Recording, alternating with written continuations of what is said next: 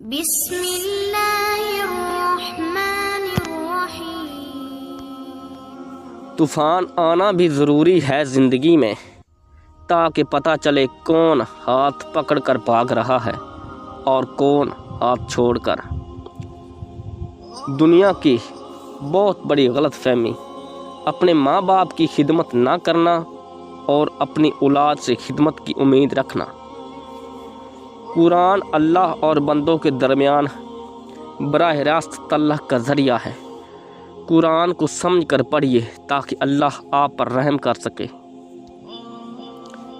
کسی زمانے میں ایک دوسرے کے کانٹے نکالے جاتے تھے، اب ایک دوسرے کے راہ میں کانٹے بچھائے جاتے ہیں۔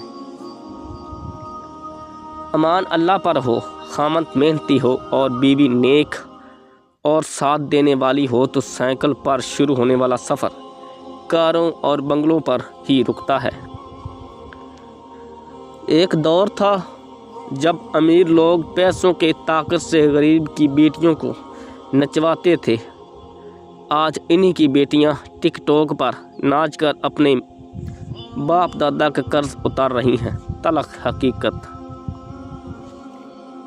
یاد رکھو، اپنے نفس کی حقیقت کا علم انسان کو خدا کی معرفت تک پہنچاتا ہے۔ تم صحیح ہو تو اس کا مطلب یہ ہرگز نہیں کہ میں غلط ہوں، اس لیے کہ تم نے زندگی کو میری سائیڈ سے دیکھا ہی نہیں۔ عبادت کرتے ہو مگر لوگوں کو ناخوش اور تکلیف دیتے ہو، صدقہ کرتے ہو مگر احسان جتلاتے ہو۔